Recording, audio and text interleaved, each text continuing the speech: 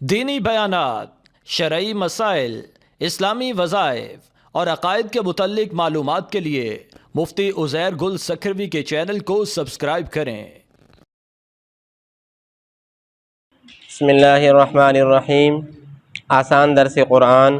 فرمایا قل من یرزقکم من السماء والارض، کہہ دیجیے محمد کریم صلی اللہ علیہ وسلم کون ہے جو تمہیں رزق دیتا ہے آسمان سے اور زمین سے۔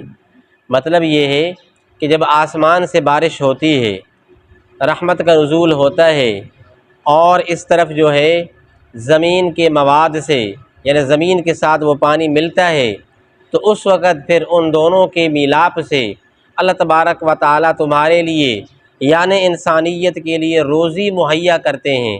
تو یہ سارا کام کرنے والا، یہ محیر العقول نظام چلانے والی ذات کون سی ہے؟ وہی ذات ہے جو خدا تبارک و تعالیٰ کی ذات ہے، جو مالک الملک ہے، جو خالق ہے، جو مدبر الامور ہے، جو متصرف علی الاطلاق ہے، جو رب مطلق ہے۔ اس سارے نظام کو چلانے والے خدا کی ذات ہے۔ یہ اس کا سارا کارخانہ قدرت کا ہے، اس کا کرشمہ ہے کہ کس طرح انسان کو اللہ تبارک و تعالی روزی مہیا فرماتے ہیں۔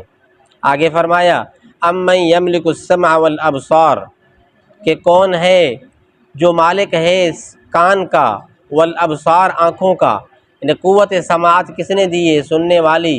قوت بصارت آنکھوں والی، یہ طاقت کس نے دی ہے کہ کس طرح ہم لوگ سنتے ہیں اور ہم لوگ دیکھتے ہیں۔ ومن یخرج الحی من المیت، اور کون ہے جس نے جو نکالتا ہے زندہ کو مردہ سے، ویخرج المیت من الحی، اور نکالتا ہے مردہ کو زندہ سے۔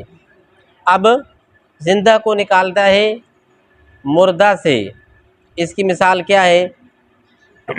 جس طرح کہ آپ دیکھیں نطفہ ہے، انسان کا نطفہ ہے، وہ دیکھو مردہ ہے، لیکن یا اسی طرح دیکھو بیضہ ہے، انڈا ہے، یہ دونوں مردہ ہیں، لیکن اس سے کیا ہے؟ نطفے کے ذریعے آگے ایک انسان جاندار نکلتا ہے۔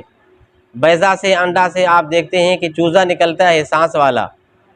اسی طرح پھر جو ہے زندہ سے مردہ نکلتا ہے، کہ جیسے یعنی ایسی ایک قومیں ہیں جو نافرمان قومیں ہوتی ہیں، لیکن ان کی اولادوں کے اندر زندہ دل انسان نکلتے ہیں، تو اس طرح بھی ہوتا ہے۔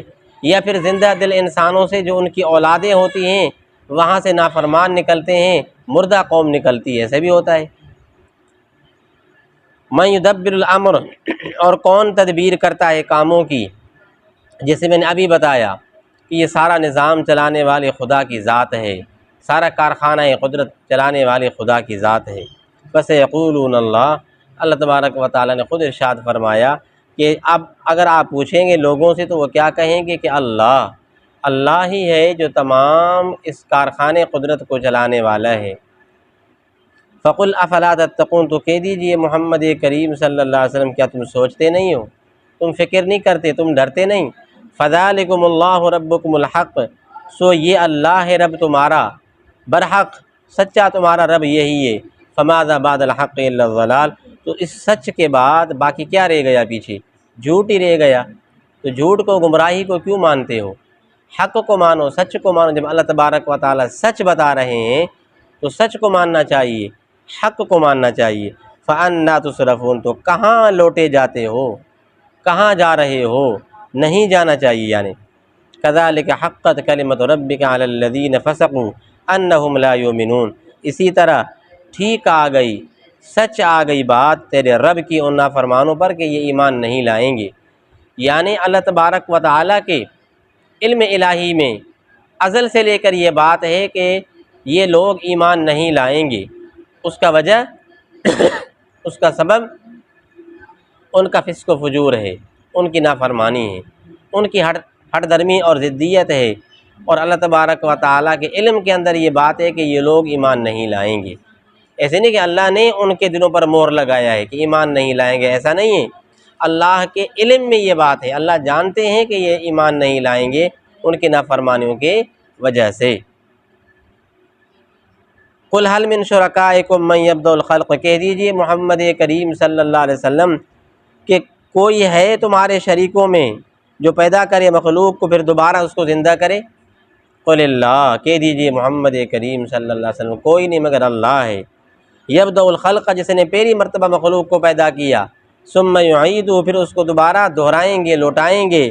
فأنا تؤفکون، تو کہاں پلٹے جاتے ہو، کہاں اللہ تبارک و تعالیٰ کو چھوڑ کر کے دوسرے شرکاء کی طرف تم جا رہے ہو؟